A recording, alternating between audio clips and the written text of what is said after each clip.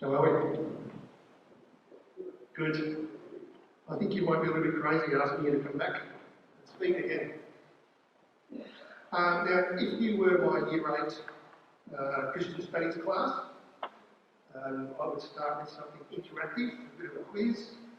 I'm doing this because my new boss is sitting right here in the third row. To get you engaged in the topic. So that's exactly what we're going to do. Without looking at your phone, without looking at your Bible, we'll put the first slide up. There were 7 traits listed in the Bible reading today. And I've cued you off with the first one, which is faith.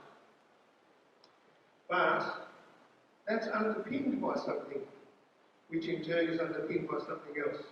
So I'm going to give you a couple of seconds to have a think about it. In school, we call this think, pair, share. So you think about it, then you talk to the person next to you, and then you share it to the class. So I'm going to give you 4 seconds to have a think about what were the traits. No looking at Bibles, no looking at phones, see if you can remember, and in what order. Off you go. You're allowed to talk out loud.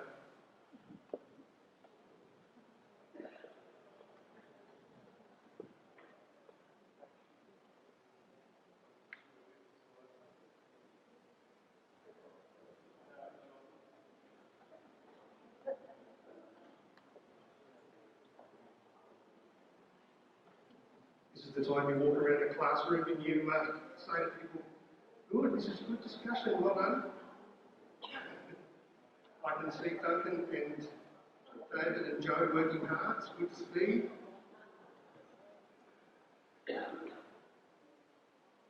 The Ambrose family is smiling, they look like they're finishing 7 on something. Are you going to Sunday school song? Karen, you've got song early. Would you like to have a go, Karen? Here it is.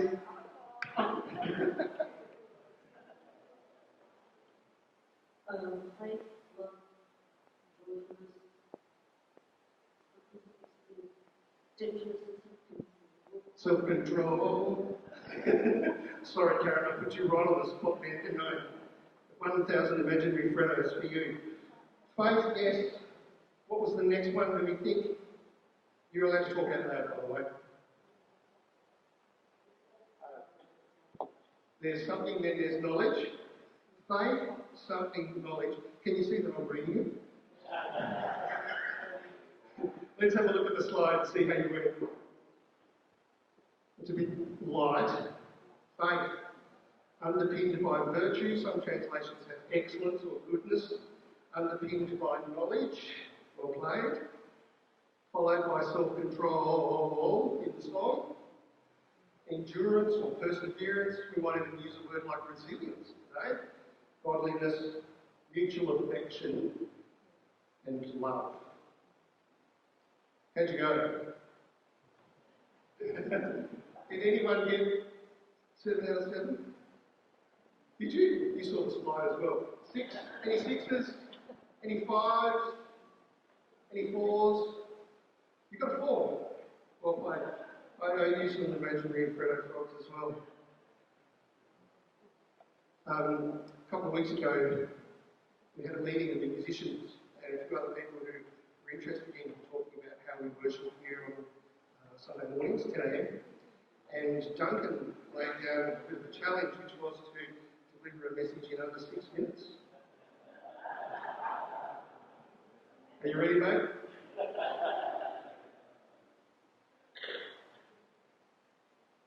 If you are a Jesus follower, there are so few words in these first verses of this second letter, but they are incredibly powerful. God's divine power has given us everything needed for life and godliness, so that you, me, can become participants in the divine nature. Oh my goodness, that is incredible. Participants in the divine nature. For this very reason, make every effort to support your faith. For if these things are yours and are increasing among you, this will keep you from being ineffective and unfruitful. How's that, Duncan? Short enough? That's all it is. That's all I've got to say. If you're a Jesus follower, the God, the ground of all being, all that is, all that can be, all that was, all that's time, all that's the first, second, third, fourth, fifth, 19th dimension, you can participate in that because it's God's nature, and you've been invited to have a relationship with that person, with that universe, with that womb, with that intensity, with that connection to one another. You've been invited to share in God's own eternal life and love. What a radical concept. But it does call from us a lifelong response. Receiving the gift of being reconciled with God and with one another and with ourselves requires of us a lifelong response to develop diligently the character traits that wisdom defines as the perfect and eternal nature of God. And so here in 2 Peter, one of the most wonderful, outstanding, beautiful, encouraging, uplifting, life-affirming things is that underpinning our faith, we can have goodness, that thing called virtue. We can have knowledge, we can have self-control, we can have endurance, perseverance, godliness, mutual affection, and the one that is final and encompasses them all and crowns them all is love. Now, Christianity has at times been guilty of trotting out, in my view, the phrase that we are called to love one another a little too glibly. And it's a little bit too easy to say, isn't it? Oh, we're called to love one another. It's very easy to say. And sadly, to our shame, sometimes the Christian church has been glibly calling that out and all the time judging other people's behaviour and identifying where they fall short. But to love, for a Jesus follower, to love as it is being articulated here in this list of character traits of participating in the divine, is to devote ourselves to the well-being of others, no matter their response. And here's the hard part, maybe no matter the cost. To love like this, to love in a way that Jesus, a Middle Eastern peasant labourer, loved when his feet were in the soil of the Middle East. To love like that is to share in God's own divine nature, to become a participant in God's nature. That's got to be good news. That is the good news. That's what we call the gospel. But it's not good news, is it, anymore? We've run out of superlatives. It's not good. That's amazing news.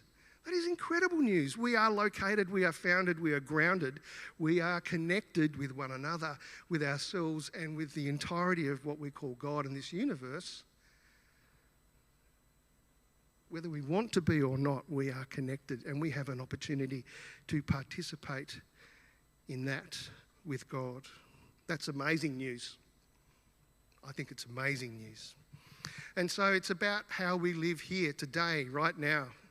It's about how we relate to one another. It's how we relate to our environment and the world around us. How we actively participate in the ground of all being that is and is to come. I don't know about you, but I can't fully understand that mystery. You remember last time I spoke here, I talked about the video that showed zooming out of the universe out into the very farthest reaches of the galaxy, and then zooming right inside the human being down to the deepest thread of our DNA. And it's fascinating to me. I don't understand it. And yet in that is God in some way.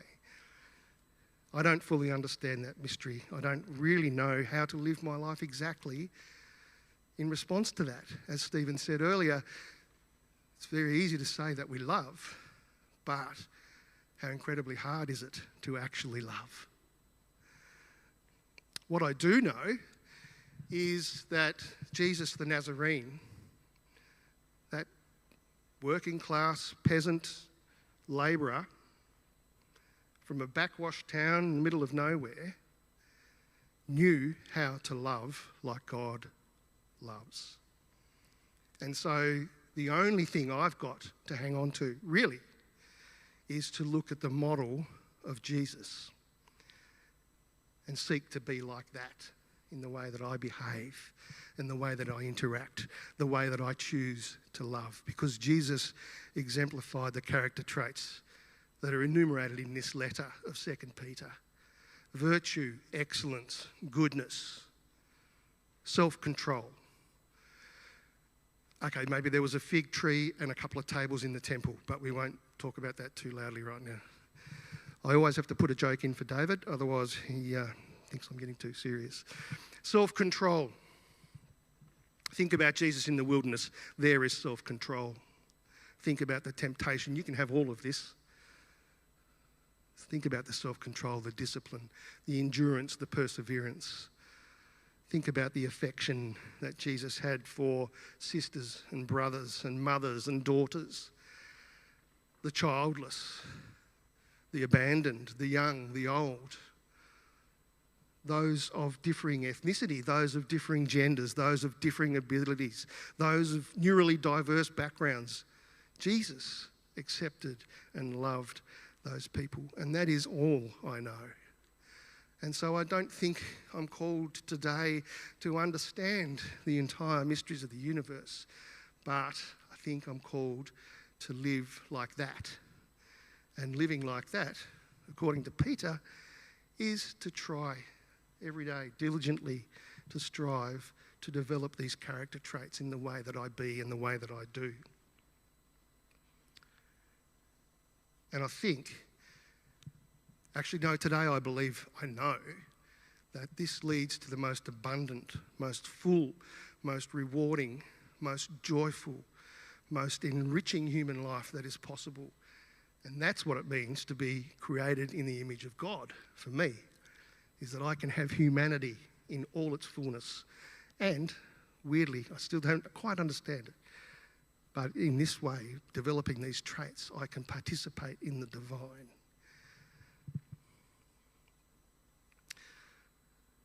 Living hope. The emphasis that I really want to put this morning is the living part of it. And I don't know about you, but I've often tended to think that the living hope is like yeast in bread, or the mother of a sourdough. Have you tried Jenny's sourdough? It's amazing. Yeah? I want to get some of the mother. Is that what it's called? It's called mother, isn't it? No? Starter? Yeah? I've often thought of hope as something like that. It's a little bit of, that little powdered yeast sachet that you put in milk and warm milk and a bit of sugar and it grows. And it lives inside of me. That's kind of how I thought about being a Christian. And it is that. But actually the emphasis here is on the living part. So it's not something that I get and I just put it inside and go, oh, cool, I'm going to go to heaven one day. Isn't that awesome? It is awesome, but actually Peter's saying you can have even more awesome now and live in the kingdom now. That to me is why this letter is so exciting and why I've written 4 messages and thrown them all out over the last month, and why I'll probably write another 1,000, because the living part is the really cool, exciting bit. The living part is how we are being and behaving and interacting today. As Scott mentioned when he was talking about the formation of our identity a couple of weeks back, he talked about that formation being in the present continuous tense, ongoing every day. We are being and becoming. And we're called to keep on doing that hope, that living hope. That's what it is that I'm trying to focus on today. It's the living part, the moving, the growing, the developing, the bearing fruit, the dynamic, the character changing, the life changing part. Because I think that's what Peter's trying to say right here is, yes, we're thinking about when the kingdom comes. And yes, that's important. But actually, right here, right now, our concern is to live and love and share in the divine nature. That's not about being in heaven. That's about how you and I interact this morning. That's about me apologising to Sam for an argument that we had 3 months ago over a silly YouTube comment, MySpace. What's not MySpace? What's it called? Facebook. That's about me apologising to Jenny when I snapped at her before church a couple of weeks ago. That's about me having open conversations with Stephen about how we are going to work together and trusting that in being vulnerable like that, that I'll still be loved and accepted. That's why I want to be in this building. That's why I want to know you people. That's why I think Peter is calling us to have a living hope. Okay, I think I've done the message twice now, Duncan. There was the little bit, and then there was the longer bit. Is that enough now? Whatever I like.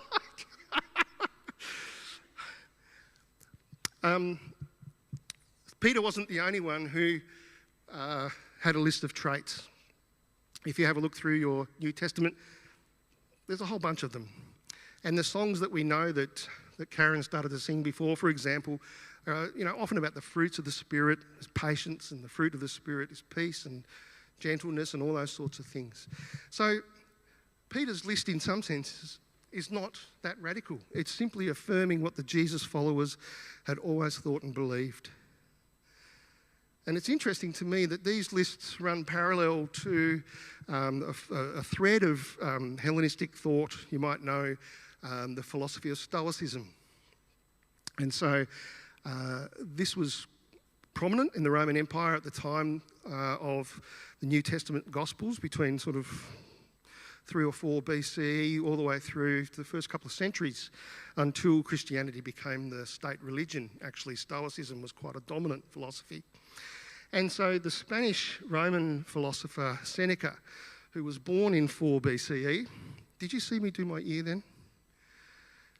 I just set up a secret sign that I was going to pull my ear every time I needed the slide to go, and I've been pulling my ear crazily like this. The Spanish Roman philosopher Seneca, who was born around 4 BCE, before the Christian era. So in other words, about the same age as Jesus and probably Peter, for that matter. He talked about the key to the good life being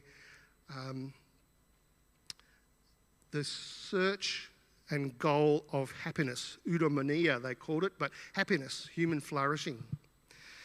And when I sort of realised this connection, the cynic in me, or actually the stoic in me, more correctly, wondered whether Peter simply stole his list from the Stoics, who were saying the same sort of stuff in the town squares at the time. That would make Peter and all the other Jesus followers who were writing these lists of virtues and character traits somewhat less radical, wouldn't you think? Maybe they just stole it from the Stoic philosophers. There's nothing divine about it. I'd be wrong to suspect that though, wouldn't I? There's clear similarities, but Peter is much more than a Stoic philosopher dressed up in a Jesus follower toga. And we know this to be true because if we have a look at the absolutely cool and incredible thing about 2 Peter, is that it references one of the very first times that the Hebrew Bible talks about the character of God. And so back in Exodus 34, there was a reference to the character of God as being demonstrating a range of character traits. And so in their attempts to understand the character of God in Exodus, understand the nature of God, the universality and the infinitesimal kind of reach and complexity as well as accessibility of God, we see some of these key words start to emerge. God is merciful. God is gracious, slow to anger. What's another way of saying slow to anger? Patient, enduring, steadfast love. Not a love that's just flippant, but a love that continues, that's practiced daily, that's practiced in an ongoing fashion. And God is forgiving. And so if we place that Exodus 34 ancient theological historical thinking of the Hebrews next to that reference in Peter, we can start to see the similarities. And so if you follow the timeline backwards, we can say, oh, they just stole it from the Stoics. Well, okay, if we go back before the Christian era, let's say about 400 years, we've got Socrates, and the Stoic thought started to come sort of through then. Exodus is before that by another couple of hundred years. And that suggests to me that we got there first. But it's not just a matter of getting there first, is it? It's a matter of this is not just a human context. It's not just a human framework. It's being in touch with the divine. And so whilst the Stoics might have said you're connected to the universe and you're connected to yourself, there was really no sense that this was the mystery of God that was involved in the process. So to finish off today, I would like to talk to you about living the I life. Thank you for laughing at that joke.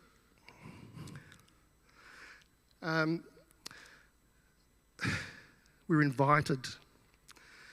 God called to you and to I, just like we read in the theological history of Genesis, that God called to those people in the garden. God reaches out to us and says, let's join together. Let's participate. Let's share. Let's partake of one another. Let's relate. Let's communicate. We're invited and called to receive life in all of its humanity, all of its fullness. We're invited to live in the image of God, to live as Jesus did, as thoroughly whole human beings, loving genuinely and loving generously, showing compassion to those around us, showing compassion to Jairus' daughter, showing compassion to the woman at the well who wasn't caught in adultery. She was a woman who had been used and abused by the people in the society around her. We're called to show her love just like Jesus did. We're called to show love to the unknown lady who touched Jesus' cloak in the hope that she would heal him. We're called to love the leper at the bottom of the mountain. We're called to love Lazarus. We're called to love Zacchaeus. We're called to love Nicodemus. We're called to love Mary. We're called to love the nameless 5,000 who needed to be fed. This is what is meant when Peter says, diligently live virtuously. Because you're invited to be a partaker, a participant in the divine love. This is dirty love. It's ugly love. It's smelly love. It's disabled love. It's other gendered love. It's other ethnicity love. It's people not like me love. And as Stephen said before, that's hard work. And if we just say love other people, love each other, I still really don't know what that means, what we have to do or how we do it.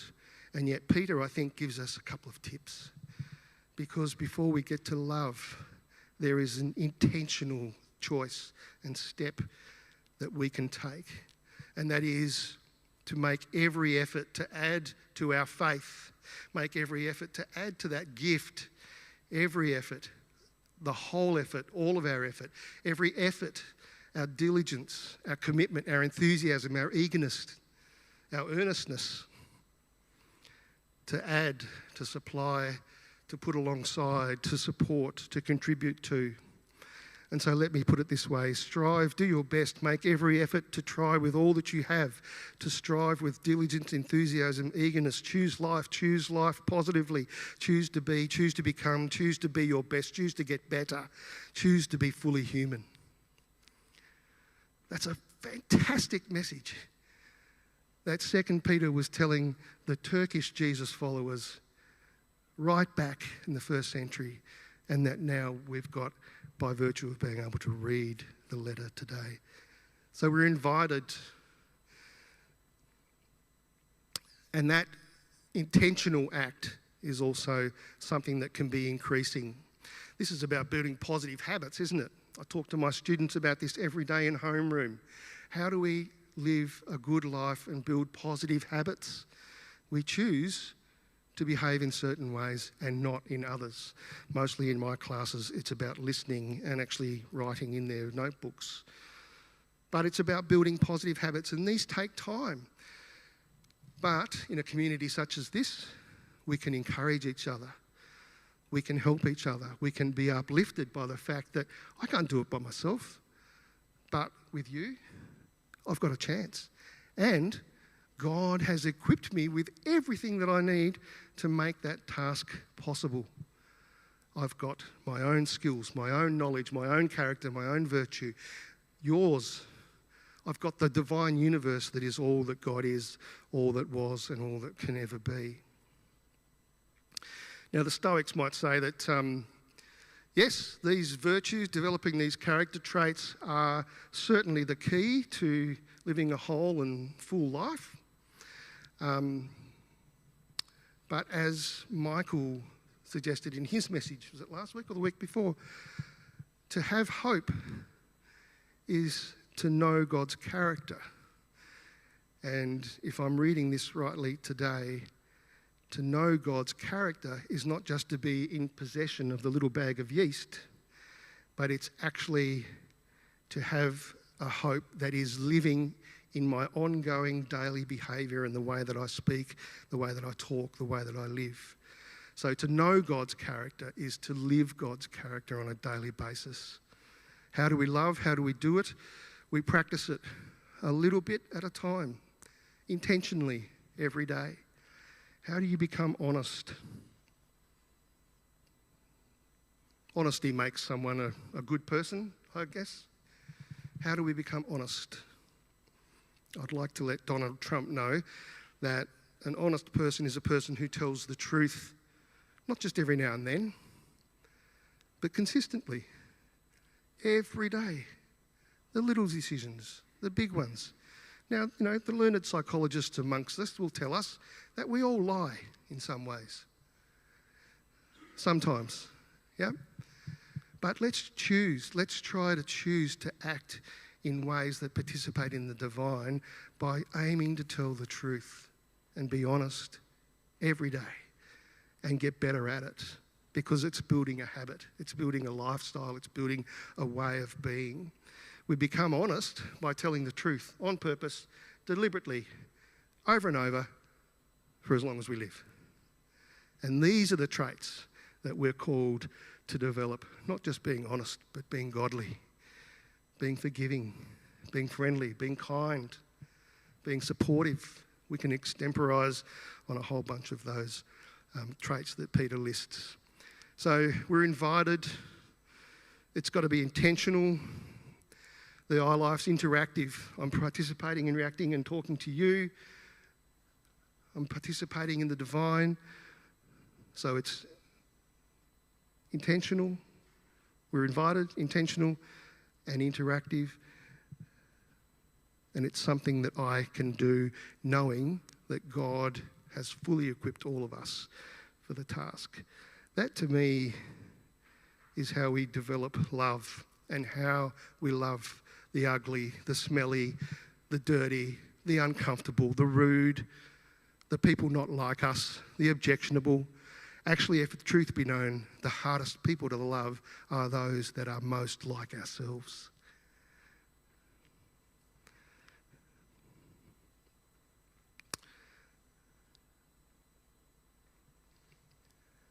Faith is believing God at God's word. and receiving the gift of grace. Living a hope that is alive. And it's a faith and a hope that we can live daily. We have the model of Jesus, and God has given us everything that we need to be full, connected, godly, whole, complete and utter humans in positive relationships with one another. That's fantastic news. Thank you. Thank you, Sean. Got a few questions here. You wrote 4 sermons before this one, you said. Oh, it's probably about 20 actually. So obviously it wasn't an easy one to grapple with for you. This is my question. So it's a bit about a journey for it for you. I don't think I'd really read 2 Peter too much. Yep. And I kind of, there's a lot of similarities between 2 Peter and Jude, and it's like, oh, you know, really? Yep. I really like the kind of raw nature of Mark's gospel. You know, it's not an eloquent kind of theology, it's a punch you in the face kind of theology. So I sort of dismissed it, but ever since I agreed to do this, I've been obsessing over it, and the more that you read, the richer it becomes. It's an incredible, the 2 letters are incredible. It takes about 34 minutes to listen to the audio Bible, because that's how long it takes me to drive to work. Yep. Just in case you're wondering. Yep. So you've obviously interacted with this in a deep way for you then, in doing that in some shape or form. I think if you take seriously standing in front of people and talking about what you find in our history and in our theology, it has to affect us. Yep. It's changed me. Yeah. Yeah. That's good. So this might be personal for you, I don't know, but one person asked, does living hope make it easier to do good? Does it make it easier? Who was that?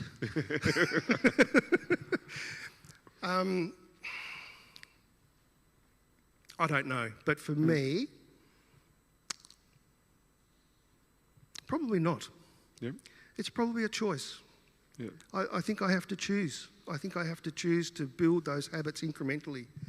And I think that doesn't make it easier, but as I get better at it, I think it might become easier. Is that?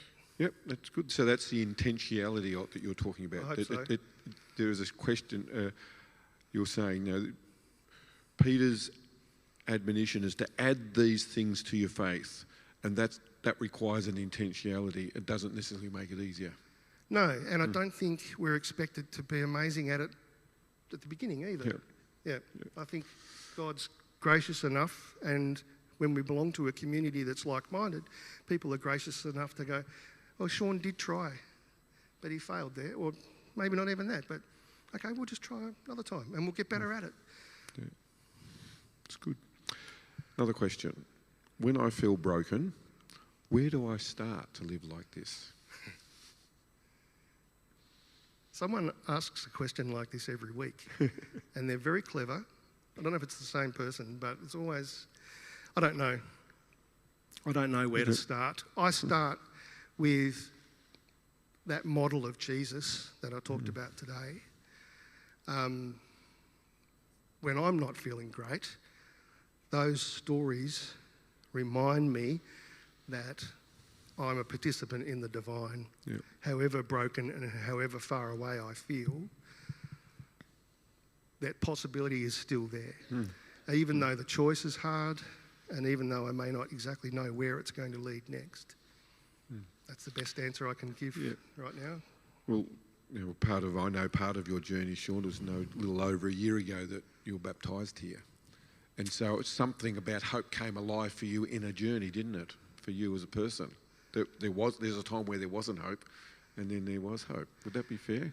Very fair. It made a huge...